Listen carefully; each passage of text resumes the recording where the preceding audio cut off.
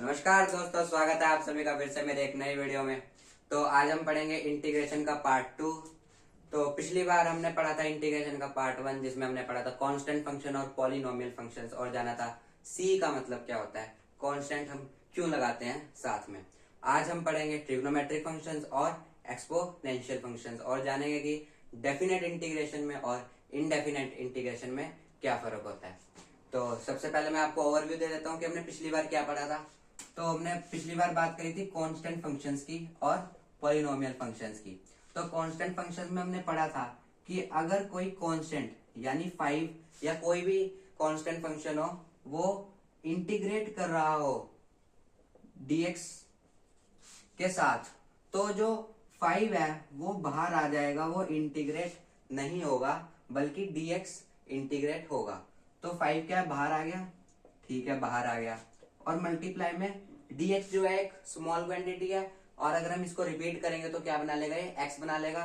तो 5 के साथ क्या होगा, x मल्टीप्लाई होगा, ये 5x प्लस c बना लेगा। ठीक है, इसके बारे में चर्चा करी थी हमने कांस्टेंट फंक्शंस के बारे में। पॉलिनोमियल फंक्शन में हमने एक फॉर्मूला के बारे में पढ़ा था, उसी के बेस पर हमने क्वेश्चंस सॉल्व करे थे। तो हमने यहाँ पर फॉर्मूला के पढ़ा था कि अगर इंटीग्रेट हो रहा हो कोई x की पावर n, ठीक है, कोई x की पावर n इंटीग्रेट हो रही हो, तो यहाँ पर हम क्या करते थे कि n के साथ एक +1 जोड़ देते हैं और नीचे भी वही लिख देते हैं और प्लस c। ये हमारा यहाँ पर एक फॉर्मूला था। तो इसी के बेस पर हमने पिछली बार क्वेश्चन सॉल्व करे थे और c का मतलब जाना था। तो आज हम पढ़ेंगे ट्रिग्नोमेट्रिक फंक्शंस, उसे शुरू करते हैं। तो ट्रिग्नोमेट्रिक फंक्शंस में क्या होता है, तो ट्रिग्नो में क्या होता है, डिफरेंशिएशन में हम क्या करते थे, अगर कॉस लिखा हुआ है तो हम उसे साइन में चेंज कर लेते थे, माइनस साइन में चेंज कर लेते। अगर साइन लिखा हुआ है तो हम उसे कॉस में चेंज कर लेते थे, ठीक है। tan लिखा हुआ है तो हम उसे सेक स्क्वायर में चेंज कर लेते हैं, ठीक है। इतनी बात थी। अब मैंने आपको पढ़ाया था कि जो इंटीग्रेशन होता है वो रिवर्स ऑफ डिफरेंशिएशन होता है। तो यहाँ पर क्या करेंगे, हम कॉस की जगह इंटीग्रेट करा देंगे माइनस साइन को, और आउटपुट निकल कर आ जाएगा हमारा cos x। कर देखें एक बार, ठीक है। अगर हम इंटीग्रेट कराते हैं, मान लो हमने इंटीग्रेट कराया साइन x को, माइनस साइन x को हमने इंटीग्रेट कराया, तो हमें पता है कि डिफरेंशिएशन में अगर हम माइनस साइन x को डिफरेंशिएट कराते हैं तो cos x आउटपुट आता। तो यहाँ पर भी cos x आएगा, ठीक है। तो cos x, अगर cos x को डिफरेंशिएट कराते हैं हम तो माइनस साइन आता, ठीक है। तो बिल्कुल ही रिवर्स हो गया इसका, ठीक है, और प्लस c, ठीक है, प्लस c आ जाएगा। अब अगर हम बात करें, अगर मैं यहाँ लिख दूं sec स्क्वायर x की, तो अगर हम sec स्क्वायर x को डिफरेंशिएट कराते हैं, हमें पता है डिफरेंशिएट अगर हम tan x को कराएंगे तो sec स्क्वायर x आएगा। तो अगर हम इंटीग्रेट कराते हैं sec स्क्वायर x को, तो उसका उल्टा क्या होगा, tan x प्लस c आ जाएगा। इंटीग्रेशन में क्या है, बस उल्टा है, ठीक है, डिफरेंशिएशन का उल्टा कर देना है तो आपका आउटपुट आ जाएगा, और कुछ नहीं है इसमें। अगर हम एक्सपोनेंशियल की बात करें,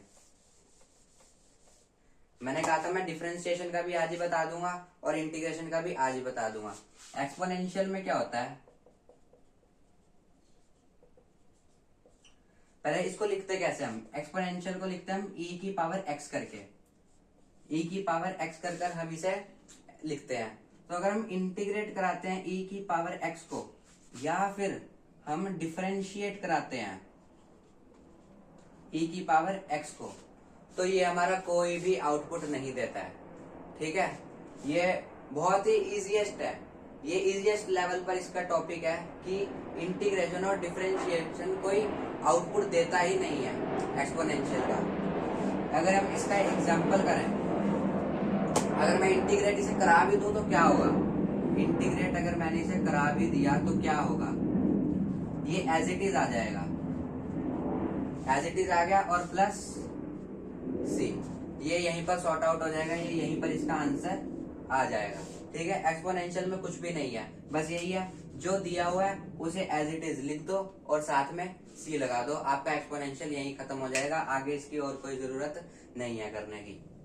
आगे अगर हम बढ़े तो हमने डिफरेंशिएशन में देखा था कि एक प्रोडक्ट रूल होता है, ठीक है, एक क्वेश्चन रूल होता है। तो यहाँ पर प्रोडक्ट रूल और क्वेश्चन रूल में से कुछ भी यूज नहीं होगा, यहाँ पर कोई भी वर्क नहीं है उसका, पर यहाँ पर चेन रूल का वर्क है। तो हम चेन रूल पढ़ते हैं।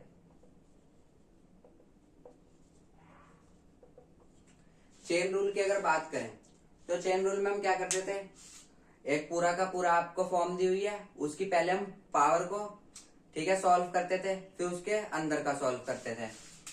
तो अगर मैं आपको यहाँ पर एग्जांपल दूं, अगर हम इंटीग्रेट करें 3x+5 को, ठीक है, 3x+5 है और उसकी मैंने पावर दे दी 8, ठीक है, दे सकता हूं, और साथ में dx। अब चेन रूल में क्या होता है, पहले हम पावर को सॉल्व करेंगे फिर अंदर का सॉल्व करेंगे। क्या करेंगे, पहले पावर को सॉल्व करेंगे फिर अंदर का सॉल्व करेंगे। डिफरेंशिएशन में भी हम यही करते थे। अब इसको सॉल्व करने का यहाँ पर हमारे पास एक फॉर्मूला आता है। फॉर्मूला क्या आता है, हूबहू पॉलिनोमियल फंक्शन जैसा ही है, बस थोड़ा सा चेंज है। पॉलिनोमियल फंक्शन में हम क्या करते थे, x की पावर n है तो क्या करते थे, xn+1 अपॉन n+1। इसमें भी यही है, ठीक है। फॉर्म क्या होनी चाहिए, ये होनी चाहिए। इसमें क्या है, ऐसे है बस। इसमें क्या फॉर्म है, देखो ये a x+b है की पावर n है, ठीक है, a x b, ठीक है, और n पावर है। इसमें हम क्या करते हैं, इसमें भी सेम ही करते हैं कि a x+b है, उसकी पावर भी हम n+1 करते हैं, n+1 करी, और अपॉन में भी n+1 कर देते हैं, ठीक है। यहां तक तो पावर का खेल हमारा सॉल्व हो गया। पर अब क्या करना है, हमने अंदर घुसना है। तो अंदर अब जब हम घुसेंगे तो हमने ये देखा कि ये अकेला है।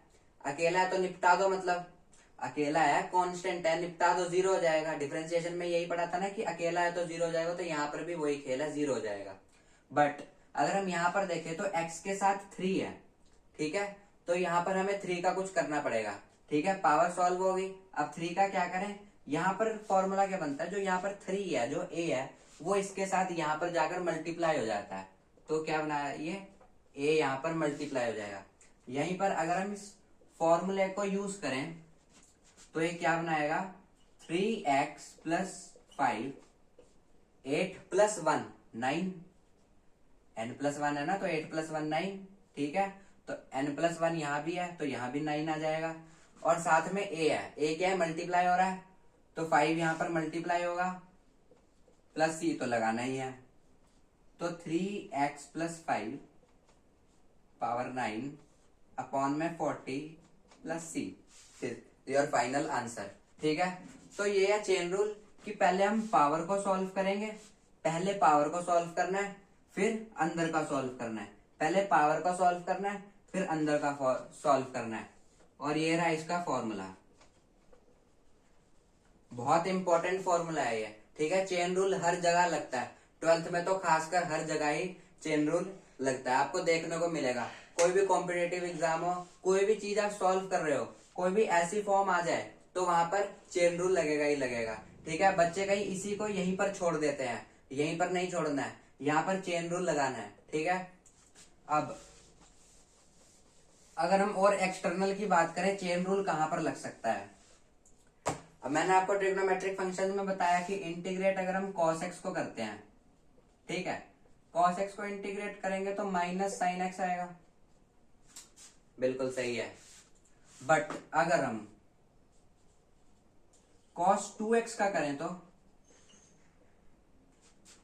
cos 2x का इंटीग्रेट करें तो क्या आएगा, सिंपल है बिल्कुल ही, माइनस साइन 2x प्लस c कर दो, ठीक है, यहां तक बिल्कुल सही है।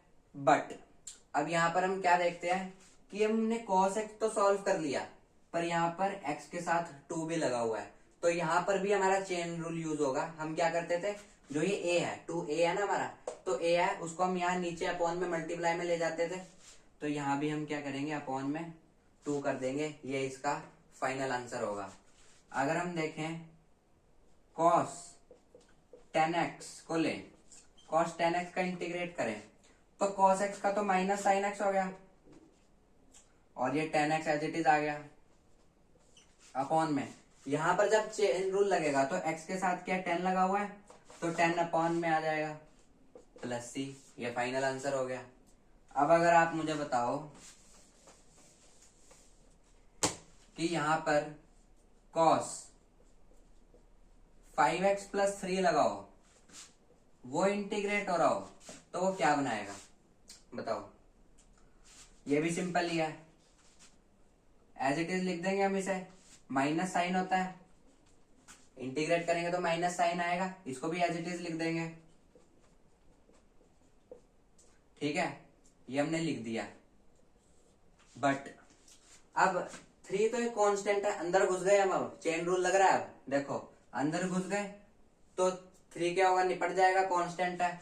अब x के साथ 5 लग रहा है, ठीक है, तो 5 यहाँ अपॉन में आ जाएगा।